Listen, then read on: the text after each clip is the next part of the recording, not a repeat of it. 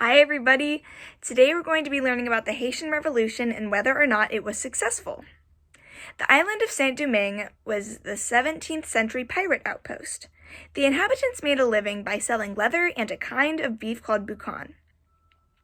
They began to run low on the cattle, so they decided it would be a great idea to plunder Spanish ships. But eventually the French convinced them to settle on the island. They used the treasure that was plundered to invest in sugar plantations, which were the worst place for slaves to work. Saint-Domingue was home to more slaves than any place except for Brazil. There were 40,000 slaves imported there in only 1 year, which was 90% of the population. The society was divided into 4 groups. There were the Grand Blancs, who owned the plantations and owned slaves. There were the wealthy free people of color, who served in the military and worked in the local constabularies. The Petit Blancs, who were the artisans and laborers. And then finally, the slaves. The slaves worked on the plantations. Everybody complained about something. Nothing was ever to their standards. The slaves obviously hated being slaves. Obviously. And the poor whites hated that they were poor, because who wants to be poor? And then they were also resentful of the privileges that the wealthy whites had. The Grand Blancs were complaining about the French trade laws. Eventually, the slaves heard a rumor that the King of France had freed them. The Petit Blancs were very angry at this, so they decided to seize Port-au-Prince. The Petit Blancs thought they were the oppressed ones. They wanted their interest rates to be lowered so they could pay off their debts. The National Assembly granted full French citizenship to all free men of color. The Petit Blancs were even more angry at this, so they fought against the free men of color. The slaves had finally had enough of all of this, so they decided to revolt against everybody because they were just like, I'm done. I'm done. They were done, obviously.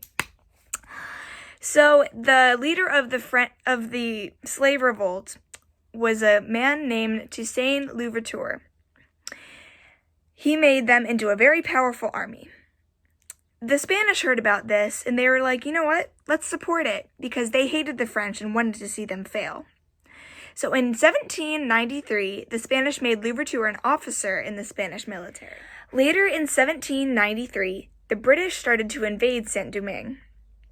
So at that point, the British, the French, the Spanish, and the slaves were all at it. They were all fighting in Haiti. The French got scared, so they ended up freeing the slaves on February 14th, 1994. Because of that, Louverture switched over to the French because they obviously freed all the slaves, and he was like, that's what we wanted the whole time. But that's not where it ends. Although the slave revolt was the most successful in history, the French were still at war with Spanish and the English. Louverture became a politician, and between 1794 and 1802, he directed the colony to independence. But soon after, a civil war broke out because Louverture's compatriot, Rigaud